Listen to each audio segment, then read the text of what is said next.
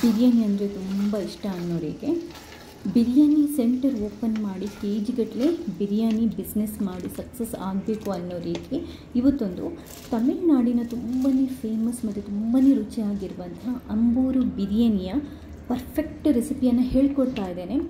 ಈ ರೆಸಿಪಿಯನ್ನು ನೋಡಿದರೆ ನೀವು ಬಿರಿಯಾನಿನ ತುಂಬಾ ಸುಲಭವಾಗಿ ಮಾಡ್ಬೋದು ಮತ್ತು ತುಂಬಾ ರುಚಿಯಾಗಿ ಮಾಡ್ಬೋದು. 1 kg ಚಿಕನ್ ಮತ್ತು 1 kg ರೈಸಿಗೆ ಪರ್ಫೆಕ್ಟಾಗಿ ಈ ರೆಸಿಪಿಯನ್ನು ನಾನು ಹೇಳ್ಕೊಡ್ತಾ ಇದ್ದೇನೆ. ಬಿರಿಯಾನಿ ಮಾಡೋಕ್ಕಿಂತ ಮುಂಚೆ ಎಲ್ಲ ಇಂಗ್ರೀಡಿಯೆಂಟ್ಸನ್ನು ರೆಡಿ ಇಟ್ಕೊಂಡಿದ್ದೇನೆ. ನೀವು ಮೊದಲಿಗೆ ಎಲ್ಲದನ್ನು ತಯಾರು ಮಾಡ್ಕೊಳ್ಳಿ, ಆವಾಗ ನಮಗೆ ಸುಲಭವಾಗಿ ಬಿರಿಯಾನಿನ ಮಾಡ್ಬೋದು. ನೋಡಿ, 1 kg ಚಿಕನ್. ಈ ಚಿಕನನ್ನು ನೀವು ಬಿರಿಯಾನಿ ಮಾಡಲಿಕ್ಕೆ ಅಂತಲೇ ದೊಡ್ಡ ದೊಡ್ಡ ಪೀಸಾಗಿ ಕಟ್ ಮಾಡ್ಕೊಂಡು ಬರಬೇಕು. ಯಾಕಂತಂದರೆ ಬಿರಿಯಾನಿಗೆ ಸ್ವಲ್ಪ ದೊಡ್ಡ ದೊಡ್ಡ ಪೀಸ. 1 kg ಚಿಕನಿಗೆ ಅರ್ಧ kgಯಷ್ಟು ಈರುಳ್ಳಿ ಬೇಕಾಗುತ್ತೆ, ಅರ್ಧ kgಯಷ್ಟು ಟೊಮೆಟೊ, ಎರಡನ್ನೂ ಚಿಕ್ಕ ಚಿಕ್ಕದಾಗಿ ಕಟ್ ಮಾಡ್ಕೊಂಡು ಇಟ್ಕೊಂಡಿದ್ದೇನೆ. 1 kg ಜೀರಾ ಸಾಂಬಾರ್ ರೈಸ್ ಅಂತ ಸಿಗುತ್ತೆ. ಇದೇ ರೈಸನ್ನು ತಗೊಂಡು ಮಾಡಿದ್ರೇ ಈ ಬಿರಿಯಾನಿ ಪರ್ಫೆಕ್ಟ್ ಆಗೋದು, ಜೀರಾ ಸಾಂಬಾರ್ ರೈಸ್. ಬಿರಿಯಾನಿ ಮಾಡೋದಕ್ಕಿಂತ ಮುಂಚೆ ಈ ರೈಸನ್ನು ಒಂದು ಬೌಲಿಗೆ ಹಾಕಿ ಅಥವಾ ಒಂದು ಪಾತ್ರೆಗೆ ಹಾಕಿ ಅದಕ್ಕೆ ನೀರನ್ನು ಹಾಕಿ ಒಂದು 20 ನಿಮಿಷ ನಾವು ನೆನೆ ಹಾಕಿ ಇಡಬೇಕು. ಅಂದರೆ ನಾವು ಬಿರಿಯಾನಿ ಮಾಡೋದಕ್ಕೆ ಶುರು ಮಾಡ್ತೀವಲ್ವ, ಅದಕ್ಕಿಂತ ಮುಂಚೆ 20 ನಿಮಿಷ ಮುಂಚೆ ಅಕ್ಕಿಯನ್ನು ನೀರಲ್ಲಿ ನೆನೆ ಹಾಕಲಿಕ್ಕೆ ಇಟ್ಬೇಡಿ.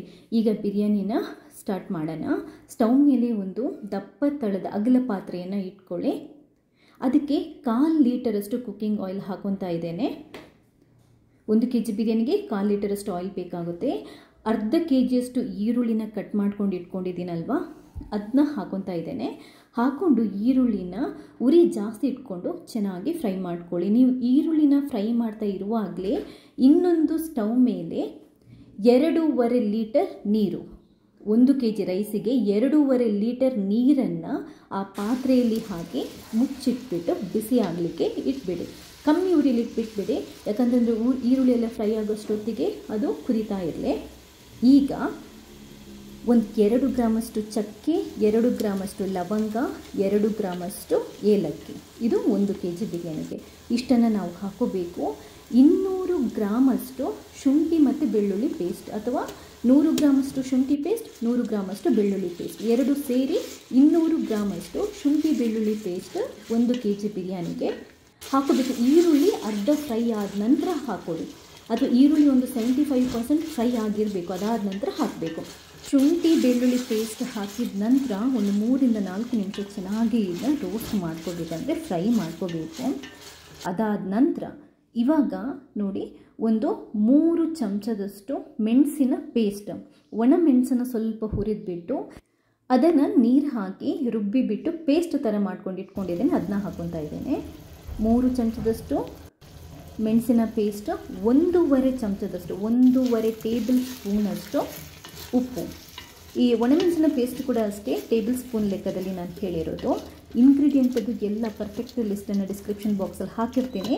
ಒಣಮೆಣಸಿನ ಪೇಸ್ಟನ್ನು ಹಾಕಿದ ನಂತರ ನೀಟಾಗಿ 1 ನಿಮಿಷ ಇದನ್ನ ಫ್ರೈ ಮಾಡ್ಕೋಬೇಕು. ಈಗ ಅರ್ಧ kgಯಷ್ಟು ಟೊಮೆಟೊನ ಕಟ್ ಮಾಡ್ಕೊಂಡು ಹಾಕ್ಕೊತಾ ಇದ್ದೀನಿ. 1 kg ಬಿರಿಯಾನಿಗೆ ಅರ್ಧ kgಯಷ್ಟು ಟೊಮೆಟೊ. ಇದೇ ಅಂಬೂರು ಬಿರಿಯಾನಿಯ ಸ್ಪೆಷಲ್. ಆ್ಯಕ್ಚುಲಿ ತುಂಬಾ ಚೆನ್ನಾಗಿರುತ್ತೆ. ಟೊಮೆಟೊ ಮೆತ್ತಗಾಗೋ ತನಕ ನಾವಿದನ್ನ ಫ್ರೈ ಮಾಡ್ತಾ ಇರಬೇಕು. ನೋಡಿ, ಈ ಥರ ಮೆತ್ತಗಾಗಬೇಕು, ನೋಡ್ತಾ ಇದ್ದೀರಲ್ವ, ಈ ಹದಕ್ಕೆ ಬರಬೇಕು. ಟೊಮೆಟೊ ಚೆನ್ನಾಗಿ ಬೇಯಬೇಕು. ಟೊಮೆಟೊ ಬೆಂದಾದ ನಂತರ ಇವಾಗ ಒಂದು 1/4 ಕಟ್ಟಷ್ಟು ಕೊತ್ತಂಬರಿ ಸೊಪ್ಪನ್ನು ಕಟ್ ಮಾಡ್ಕೊಂಡು ಹಾಕ್ಕೊತಾ ಇದ್ದೀನಿ. ತೊಳೆದುಕೊಂಡು ಫ್ರೆಶ್ ಆಗಿ ಕಟ್ ಮಾಡ್ಕೊಂಡು ಇಟ್ಕೊಳ್ಳಿ. ಹಾಗೆಯೇ 1/4 ಕಟ್ಟಷ್ಟು ಪುದೀನ ಸೊಪ್ಪು. ಇಲ್ಲದಿದ್ದರೆ ನೀವು ಚಿಕ್ಕ ಬೌಲಲ್ಲಿ ತಗೊಳ್ಳೋದಾದರೆ 1 ಮುಷ್ಟಿಯಷ್ಟು ಅಂತ ಹೇಳ್ಬೋದು. 1 ಫುಲ್ ಮುಷ್ಟಿಯಷ್ಟು ಕೊತ್ತಂಬರಿ ಸೊಪ್ಪು, 1 ಫುಲ್ ಮುಷ್ಟಿಯಷ್ಟು ಪುದೀನ ಸೊಪ್ಪು ಕಟ್ ಮಾಡ್ಕೊಂಡು ಹಾಕ್ಕೊಳ್ಳಿ. ಚೆನ್ನಾಗಿ ಮಿಕ್ಸ್ ಆಗಬೇಕು, ತುಂಬ ಸ್ಮ್ಯಾಶ್ ಆಗಬೇಕು. ಎಲ್ಲ ನೀಟಾಗಿ ಮೆತ್ತಗಾದ ನಂತರ ಇವಾಗ 1 kg ಚಿಕನ್ ಇದೆಯಲ್ವ, ಅದನ್ನ ಹಾಕ್ಕೊತಾ ಇದ್ದೇನೆ. ಅದನ್ನ ಹಾಕ್ಕೊಂಡು ಉರಿಯನ್ನು ಜಾಸ್ತಿ ಇಟ್ಕೊಳ್ಳಿ, ಬಟ್ ಕೈ ಆಡಿಸೋದನ್ನು ಬಿಡಬೇಡಿ. ನೀಟಾಗಿ ಒಂದು 3 ನಿಮಿಷ, ಅಟ್ಲೀಸ್ಟ್ 2 ರಿಂದ 3 ನಿಮಿಷ ಈ ಮಸಾಲದಲ್ಲಿ ಈ ಚಿಕನನ್ನು ನಾವು ಫ್ರೈ ಮಾಡ್ತಾ ಇರಬೇಕು. ಚಿಕನ್ ಬೇಯಬೇಕು, ಅಂದರೆ 50% ಬೇಯಬೇಕು. ಅದಾದ ನಂತರ 1/4 ಲೀಟರಷ್ಟು ಮೊಸರು, 250 ml ಅಷ್ಟು ಮೊಸರನ್ನು ಹಾಕ್ಕೊಳ್ಳಿ. ಮೊಸರನ್ನು ಹಾಕ್ಕೊಂಡು ಮಿಕ್ಸ್ ಮಾಡ್ಕೊಳ್ಳಿ. ಮೊಸರು ಹಾಕಿದ ನಂತರ 1 ನಿಮಿಷ ಮೀಡಿಯಮ್ ಉರಿ ಇಟ್ಕೊಂಡು ಅದನ್ನ ಫ್ರೈ ಮಾಡ್ಕೊಳ್ಳಿ. ಅರ್ಧ ಲಿಂಬೆ ರಸ. ಮೊಸರು ಮತ್ತು ಲಿಂಬೆ ರಸ ಹಾಕುವಾಗ ಉರಿಯನ್ನು ಕಮ್ಮಿ ಇಟ್ಕೊಳ್ಳಿ, ಅಂದರೆ ಮೀಡಿಯಮ್ ಇಟ್ಕೊಳ್ಳಿ. ನೀಟಾಗಿ ಮಿಕ್ಸ್ ಮಾಡಿಕೊಂಡು ಇವಾಗ 600 ml ಅಂದರೆ 600 ml ನೀರನ್ನು ನಾವು ಹಾಕಬೇಕಾಗುತ್ತೆ. 1 kg ಚಿಕನ್ನಿಗೆ 600 ml ಇಷ್ಟೇ ಮೆಷರ್ಮೆಂಟಲ್ಲಿ ಹಾಕಬೇಕು. ನೀರನ್ನು ಹಾಕಿ ಒಂದ್ಸರಿ ಮಿಕ್ಸ್ ಮಾಡಿ ಆದ ನಂತರ ಒಂದು ಮುಚ್ಚಳನ್ನು ಮುಚ್ಚಿಟ್ಬಿಟ್ಟು 2 ರಿಂದ 3 ನಿಮಿಷ ಬಿಡೋಣ. ಅಷ್ಟೊತ್ತಿಗೆ ನೀರು ನೋಡಿ ಕುದಿದಿರುತ್ತೆ. ಇನ್ನೊಂದು ಸ್ಟವಲ್ಲಿ ನೀರು ಇಟ್ಟಿದ್ದೀವಲ್ವ, ಅದು ಕುದಿದಿರುತ್ತೆ. ನೀರು ಕುದೀತಾ ಇರುವಾಗ ನಾವು ನೆನೆ ಹಾಕಿರುವಂಥ ರೈಸನ್ನು ಕ್ಲೀನಾಗಿ ತೊಳೆದ್ಬಿಟ್ಟು ನೀರನ್ನು ಬಸಿದ್ಬಿಟ್ಟು ಹಾಕೋಬೇಕು. 1 ಟೇಬಲ್ ಸ್ಪೂನಷ್ಟು ಉಪ್ಪನ್ನು ಕೂಡ ಹಾಕೋಬೇಕು. ಬಿಸಿ ನೀರಿಗೆ ಈ ರೈಸನ್ನು ಹಾಕಿಬಿಟ್ಟು ಬರೀ 2 ನಿಮಿಷ ಬಿಡಬೇಕು ಅಷ್ಟೇ. ಅದು ಬೇಯದೇ ಇರಲಿ, ಅದರದ್ದು ಟೆನ್ಷನ್ ಬೇಡ. ಜಸ್ಟ್ 2 ನಿಮಿಷ ಬಿಟ್ಬಿಟ್ಟು ಅದಾದ ನಂತರ ಅದನ್ನ ಒಂದು ಪಾತ್ರೆಯಲ್ಲಿ ಸೋಸ್ಕೋಬೇಕು, ಅಂದರೆ ನೀರನ್ನು ಫಿಲ್ಟರ್ ಮಾಡ್ಕೋಬೇಕು ಈ ಥರ. ಅಷ್ಟೊತ್ತಿಗೆ 2 ನಿಮಿಷ ನಾವು ಚಿಕನನ್ನು ಮುಚ್ಚಿಟ್ಟು ಬೇಯಿಸಿದ್ದೀವಲ್ವ, ಆಲ್ಮೋಸ್ಟ್ ಒಂದು 75% ಅಷ್ಟು ಇವಾಗ ಚಿಕನ್ ಬೆಂದಿರುತ್ತೆ. ಬಿಸಿ ಇರುವಾಗಲೇ ರೈಸನ್ನು ಈ ಚಿಕನ್ಗೆ ಈ ಥರ ಮಿಕ್ಸ್ ಹಾಕೋಬೇಕು. ನೀವು ರೈಸ್ ಹಾಕೋಷ್ಟೊತ್ತಿಗೆ ಈ ಚಿಕನ್ಗೆ ಹಾಕಿದ್ವಲ್ವ ನೀರು, ಅದು ಸಮ ಇರಬೇಕು ನೋಡಿ ಈ ಥರ. ಆಲ್ಮೋಸ್ಟ್ ನಮ್ಮದು ಬಿರಿಯಾನಿ ಪ್ರೋಸೆಸ್ 75% ಕಂಪ್ಲೀಟ್ ಆಯಿತು. ಏನು ಸ್ವಲ್ಪ ಹೊತ್ತು. ಈಗ ಒಂದು ಮುಚ್ಚಳನ್ನು ಮುಚ್ಚಿಟ್ಬಿಡಿ. ಅದರ ಮೇಲೆ ಏನಾದರೂ ಒಂದು ಭಾರ ಇಟ್ಬಿಡಿ, ಯಾವುದಾದ್ರೂ ದಪ್ಪ ಪಾತ್ರೆ ಅಥವಾ ಏನಾದರೂ ಒಂದು ಭಾರನ ಇಟ್ಬಿಟ್ಟು ಉರಿಯನ್ನು ಕಮ್ಮಿ, ತುಂಬ ಸಿಮ್ಮಲ್ಲ, ಒಂಚೂರು ಸಿಮ್ಗಿಂತ ಸ್ವಲ್ಪ ಜಾಸ್ತಿ ನೋಡಿ, ಇಷ್ಟು ಇಟ್ಬಿಟ್ಟು 15 ನಿಮಿಷ ಸ್ಟೀಮಲ್ಲಿ ಬೇಯಲಿಕ್ಕೆ ಬಿಡಬೇಕು.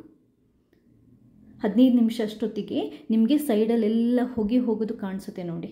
ಭಾರನ ತೆಗೆದ್ಬಿಡ್ಬೋದು. ಕರೆಕ್ಟಾಗಿ 15 ನಿಮಿಷ ನಾವು ಸಿಮ್ಮಲ್ಲಿ ಬೇಯಿಸಬೇಕು. 15 ನಿಮಿಷ ಆದ ನಂತರ ಸ್ಟವನ್ನು ಬಂದ್ ಮಾಡಿಬಿಡಿ. ಓಪನ್ ಮಾಡಿ ಒಂದ್ಸರಿ ಚೆಕ್ ಮಾಡ್ಕೊಳ್ಳಿ. ಕರೆಕ್ಟಾಗಿ ರೈಸ್ ಮತ್ತು ನೀರು ಕರೆಕ್ಟಾಗಿ ಇಂಗ್ಬಿಟ್ಟು ಚೆನ್ನಾಗಿ ಬೆಂದಿರುತ್ತೆ. ಈಗ ಏನು ಮಾಡಬೇಕು ಅಂತಂದರೆ, ಇದು ಫೈನಲ್ ಸ್ಟೆಪ್. ಒಂದ್ಸರಿ ಚೂರು ಮಿಕ್ಸ್ ಮಾಡ್ಕೊಳ್ಳಿ. ಮಿಕ್ಸ್ ಮಾಡಿ ಆದ ನಂತರ ಈ ಪಾತ್ರೆನ ಮತ್ತೆ ಮುಚ್ಚಿಟ್ಬಿಟ್ಟು ಒಂದು 5 ನಿಮಿಷ ಹಾಗೇ ಬಿಟ್ಬಿಡಿ. ಮಿಕ್ಸ್ ಮಾಡಿಕೊಂಡು ಮುಚ್ಚಿಟ್ಬಿಟ್ಟು 5 ನಿಮಿಷ ಬಿಟ್ಬಿಡಿ. ಪರ್ಫೆಕ್ಟ್ ಆಗಿರುವಂತಹ ಸೂಪರ್ ಆಗಿರುವಂತಹ ಅಂಬೂರು ಬಿರಿಯಾನಿ ರೆಡಿ. ಯಾರಿಗಾದರೂ ಬಿರಿಯಾನಿ ಸೆಂಟರ್ ಓಪನ್ ಮಾಡಿಕೊಂಡು ಬಿರಿಯಾನಿ ಬಿಸ್ನೆಸ್ ಮಾಡ್ಕೋಬೇಕು ಅನ್ನೋರಿಗೆ ಇದು ಪರ್ಫೆಕ್ಟ್ ರೆಸಿಪಿ. ಇಷ್ಟೊಂದು ಪರ್ಫೆಕ್ಟ್ ಆಗಿರುವಂಥ ಅಂಬೂರು ಬಿರಿಯಾನಿ ರೆಸಿಪಿ ನಿಮಗೆ ತುಂಬ ಕಷ್ಟ ಸಿಗುತ್ತೆ. ಆ್ಯಕ್ಚುಲಾಗಿ ನಾನು ಇದನ್ನ ಒಂದು ತಮಿಳು ಚಾನಲಲ್ಲಿ ರೆಫರ್ ಮಾಡಿರುವಂಥದ್ದು.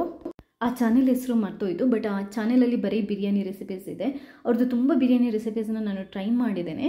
ತುಂಬಾ ಪರ್ಫೆಕ್ಟಾಗಿ ತುಂಬಾ ಚೆನ್ನಾಗಿ ಬರುತ್ತೆ. ಇದು ಕೂಡ ಅಷ್ಟೇ 2-3 ಸರಿ ಮಾಡಿದ್ದೇನೆ, ಪರ್ಫೆಕ್ಟಾಗಿ ತುಂಬಾ ಚೆನ್ನಾಗಿ ಬಂದಿದೆ. ಇಷ್ಟೇ, ಇನ್ನೊಂದು ಸರಿ ಎಲ್ಲ ಅಂದರೆ ಈ ಇಂಗ್ರೀಡಿಯೆಂಟ್ಸನ್ನು ನಾನು ಡಿಸ್ಕ್ರಿಪ್ಷನ್ ಬಾಕ್ಸಲ್ಲಿ ಹಾಕಿರ್ತೀನಿ. ರೆಸಿಪಿನ ನೋಡಿ ಟ್ರೈ ಮಾಡಿ. ವಿಡಿಯೋ ಇಷ್ಟ ಆದರೆ ಲೈಕ್ ಮಾಡಿ, ಬೇರೆಯವರಿಗೆ ಶೇರ್ ಮಾಡಿ. ಥ್ಯಾಂಕ್ಸ್ ಎಲ್ರಿಗೂ.